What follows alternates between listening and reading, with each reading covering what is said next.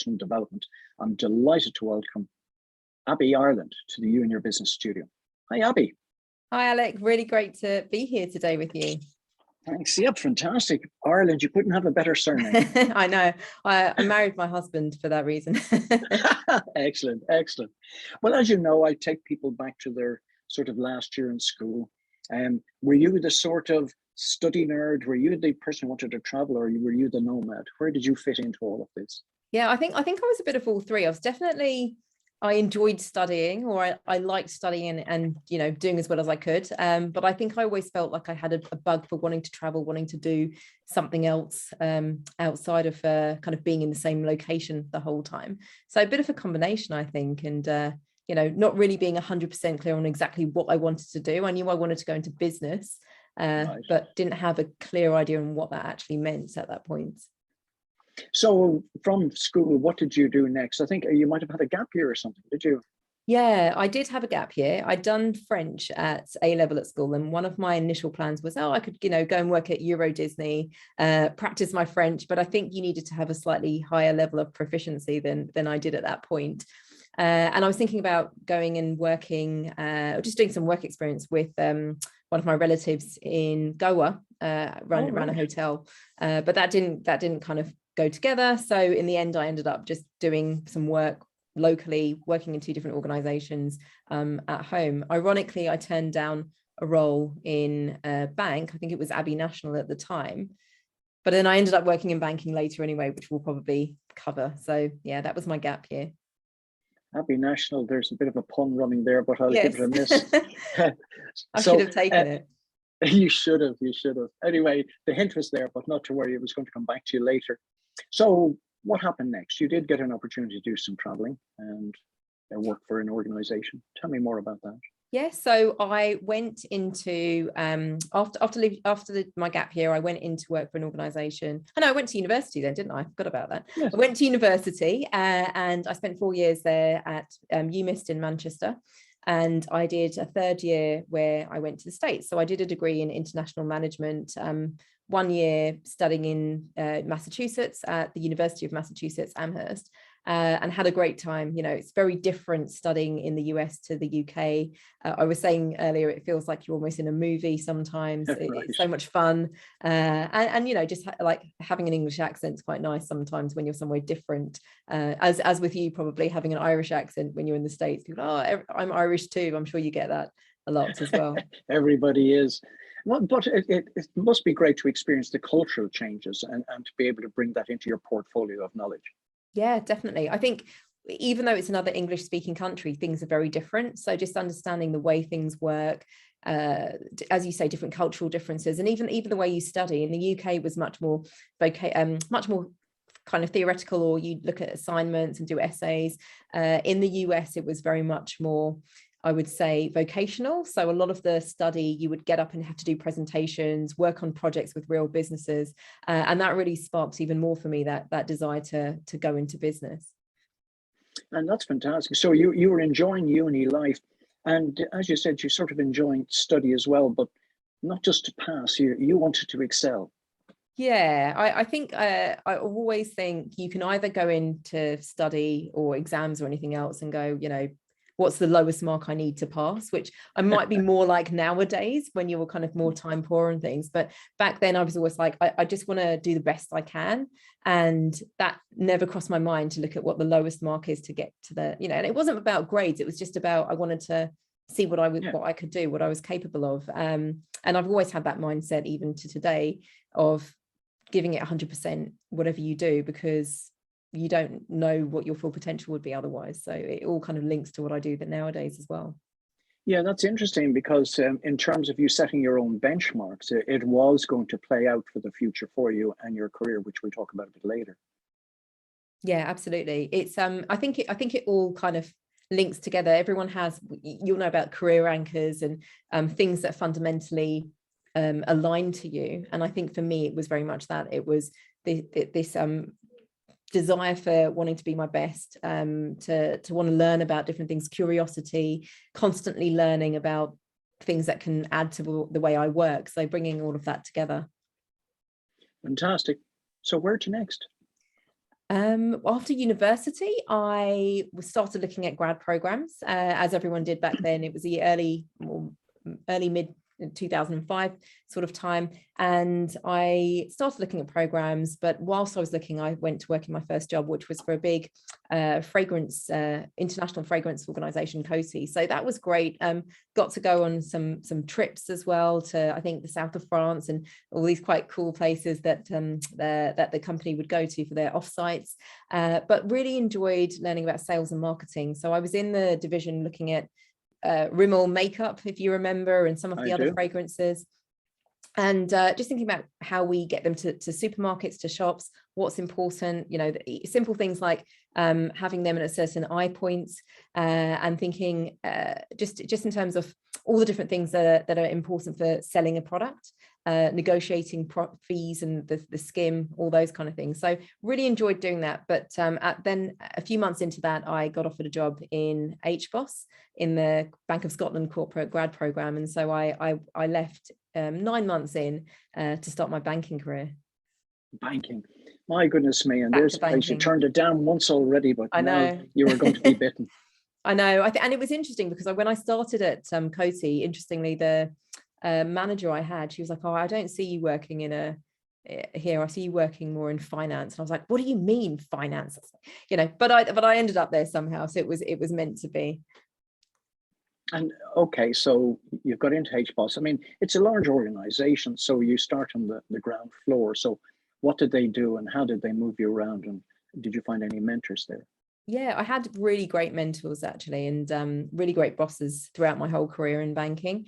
I started in credit sanctioning. So I was in Edinburgh for 6 months learning about deals and what we do to approve, or what we need to look out for to not approve certain transactions. I worked in real estate, and I worked in a private equity team, and I worked in oil and gas as well. And then I moved into the private equity or integrated finance team after my grad program ended. But the best thing was being able to move around different parts of the business. So although people sometimes think banking is all about numbers and finance, it's just a big it's a big business. You can work in marketing or HR or any division within that. And that was what I think I enjoyed most. It was aligned to my degree in management, in business, the variety that you get involved in. So all of that really aligned for me perfectly. It's interesting because you got an experience in dealing with products and how products are delivered to customers and all of the important sides of this. Now you're in professional services and getting an opportunity to experience at multi levels. Was there any particular area that sort of grabbed you at all?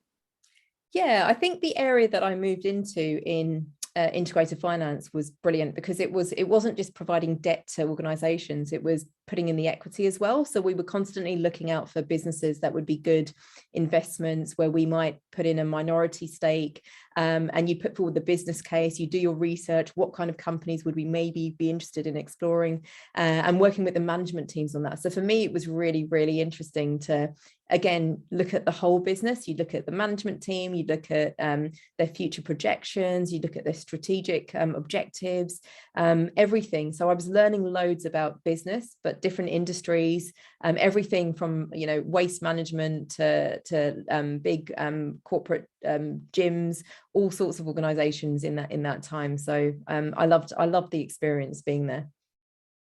And if you're just joining us now, you're listening to me, Alec Drew, on 103.2 Dublin City FM, where my studio guest today is Abby Ireland. And we were just talking about, you must have got a great insight into how accounts were structured and things to be looking out for. This is real gold dust in terms of knowledge.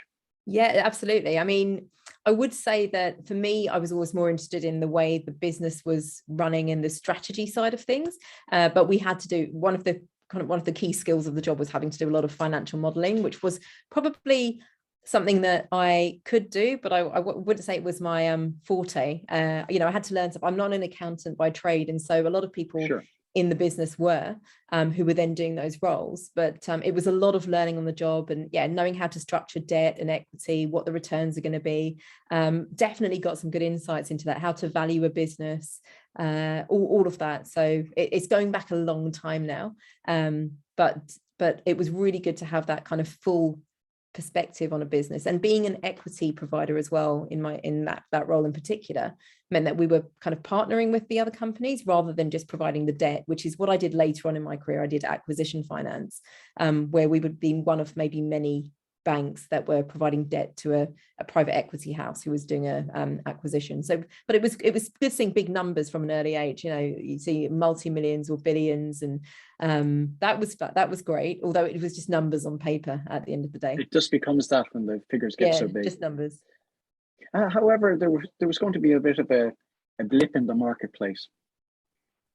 Yes, the financial crisis, which was interesting. So I remember when I was on my grad program and when I was moving into my first real job, proper job, someone had said to me, oh, you know, once you get started, the bonuses are great, everything's amazing. And I remember the first year when I started off the grad program, we got kind of zero bonus because everything was so bad with the financial crisis, which was great. So it was kind of, I think I got into banking at the height, and then it was kind of you know, good few years, and then kind of not so great.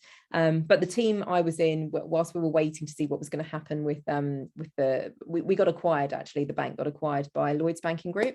And at that time I was thinking I can either stay where I am and, you know, we work through this, or look at other opportunities. So I moved into the workout team for a while, where we're looking at debt for equity swaps and essentially getting the equity from businesses that weren't able to pay off their debts.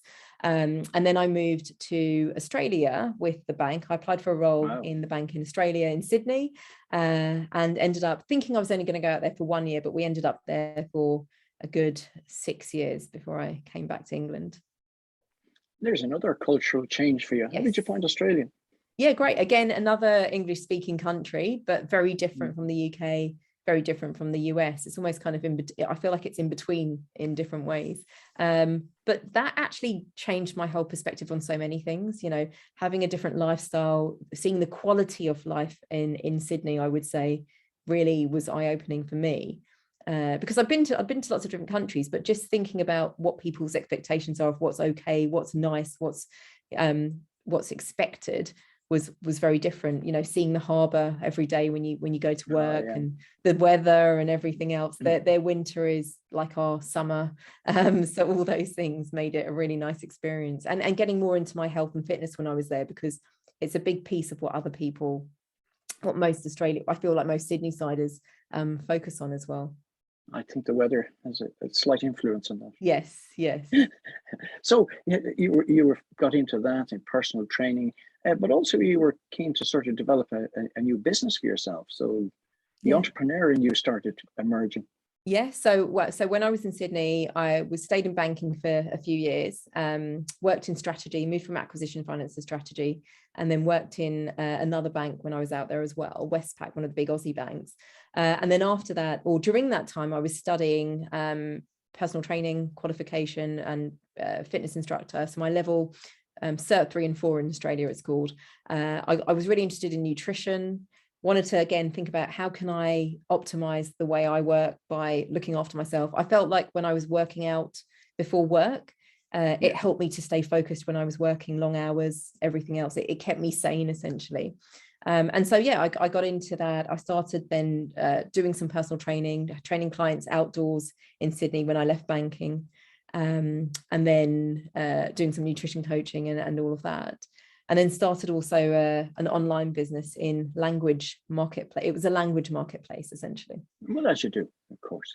Yeah, very, very random, very different. But the story behind that was that years ago when I was in banking, I wanted to learn another language. And I remember when I was working in London near Liverpool Street, I would go once a week or twice a week. It would be going for Spanish lessons after work, finish work. Right. And then these lessons would be from 7 to 9 o'clock at night.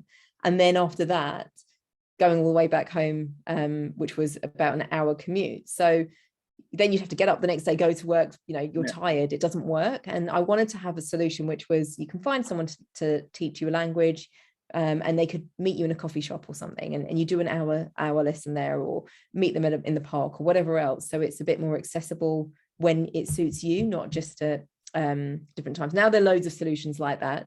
But back then I was finding it hard to find that. But it was your first sort of thrust into business, and there must have been a sharp learning curve with that. Yeah, absolutely, Alec. It was very different to working in corporate for a start. And after years in banking and looking at businesses and what successful businesses do and how you create a strategic plan and all these things that I'd done when I was in banking, thought I'm going to apply all of this to my first business, set up a business plan, project the financials. Spent ages doing all this stuff that doesn't really matter until you actually start doing the doing. And so when I set up the business, I spent ages getting the website done. It wasn't great the first time, didn't have resources to necessarily go and spend thousands and thousands. And at that time, there weren't that many marketplace templates out there. I didn't even know it was called a marketplace, actually. And so I probably wasted a lot of money, but it was a great learning experience to understand what's needed for different types of business.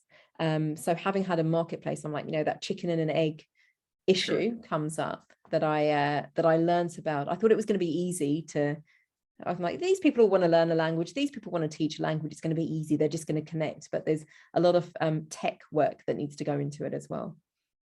And it's quite interesting, again, coming from a corporate life, you're sort of used to having people supply everything to you, like computers and support for computers and all the bits and pieces that make a business run, and now suddenly you're having to do it all for yourself.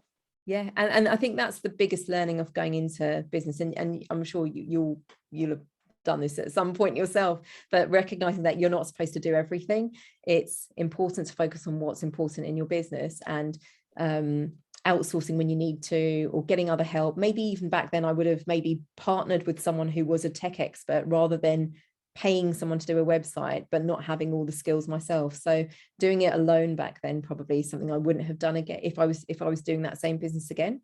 But yeah, so much learning from that whole experience. And if you're just joining us now, you're listening to me, Alec Drew, on 103.2 Dublin City FM, where my studio guest today is Abby Ireland. And we're just talking about Abby being in Australia and setting up her own business around languages.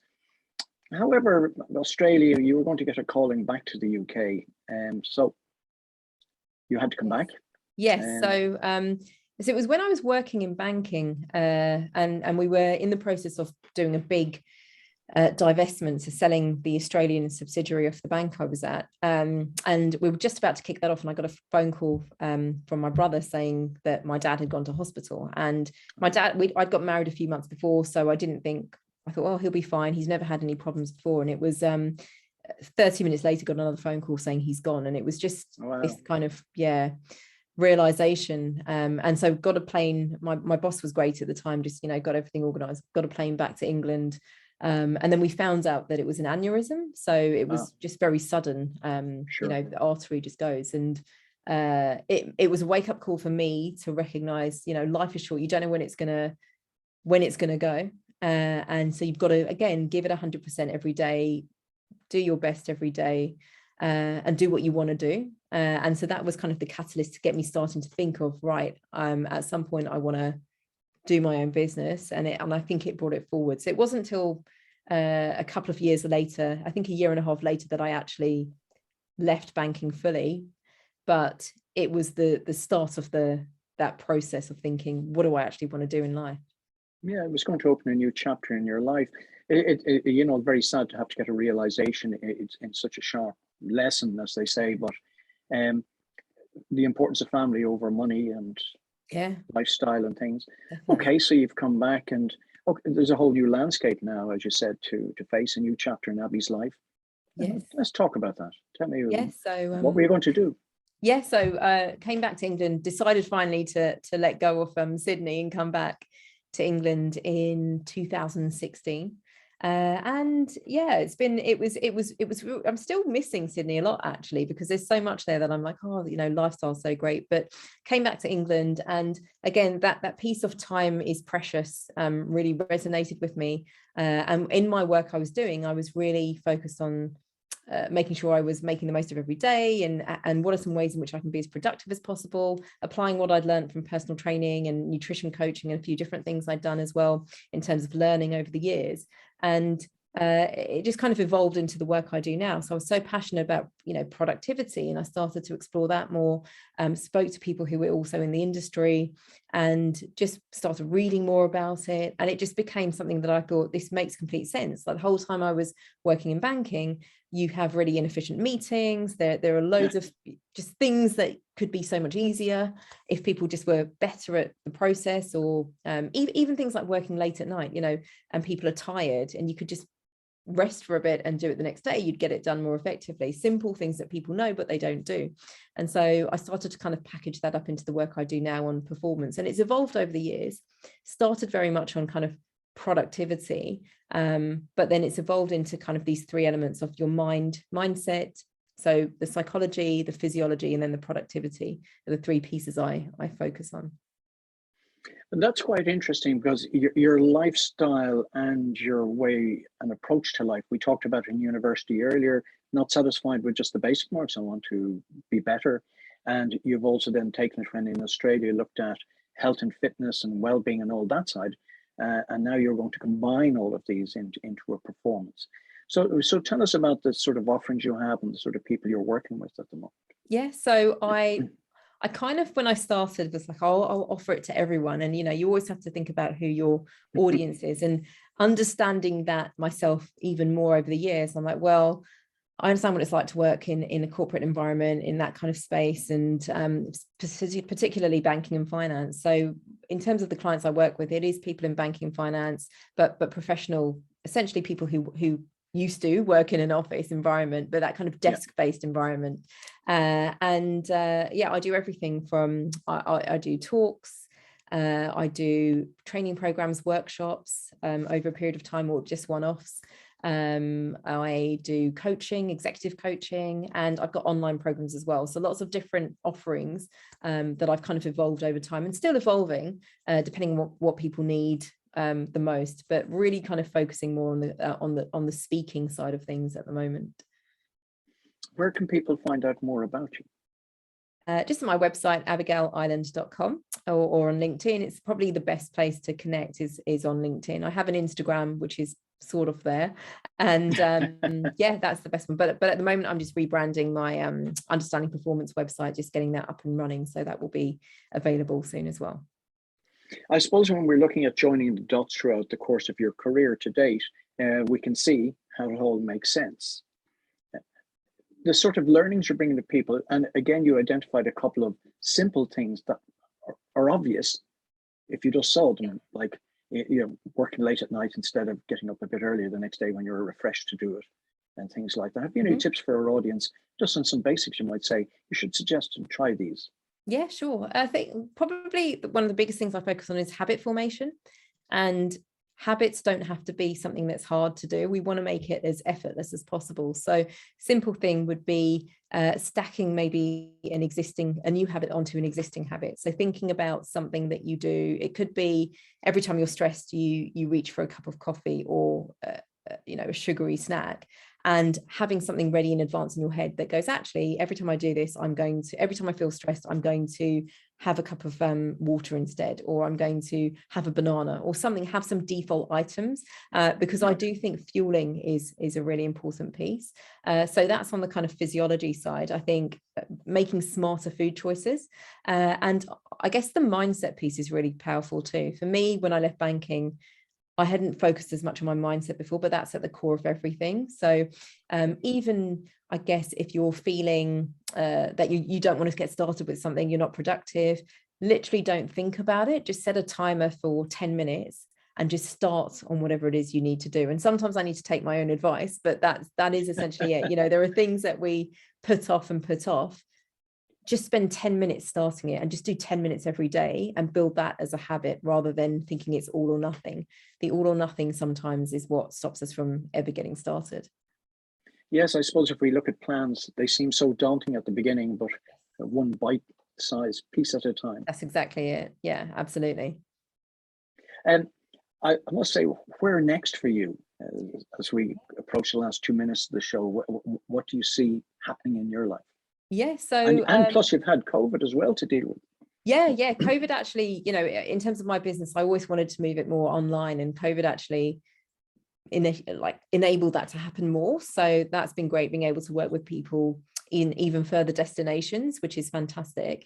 And with, with everything, we've got some plans in terms of what we want to do with moving to another country in the future as well, perhaps maybe to Spain for a bit. Got to figure that out. Not Australia. Back to Australia at some point in the future, most definitely. But yeah, just enjoying life where we are right now as well. And with work, really thinking about taking my business to the next level, so expanding it a little bit more as well. So working on some plans at the moment to create some more online programs and masterminds and some keynotes as well. And I suppose the great news is for us all, people like me as well, we're able to communicate through Zoom across the world. Yes, live. Exactly. Which is super helpful. It's and it's great, again, because I love learning and speaking to people from different countries. It's great to be able to connect to people so much more easily as well. So just to, as we wrap up here, maybe just remind people again where they might find out more about you. Sure, yeah. So you can find me on LinkedIn. So it's just Abigail Ireland, or my website is www.abigailisland.com.